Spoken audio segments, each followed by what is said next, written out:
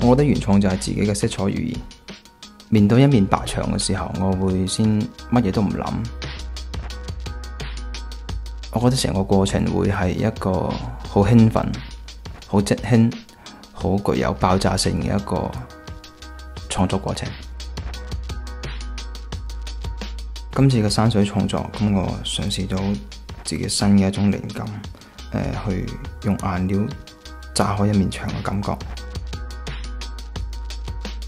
我一般創作，我更多會偏向於一啲自己即興啊，會帶有一啲音樂嘅節奏，帶有一啲肢體嘅語言。我覺得成個過程會係好興奮嘅，好激動嘅。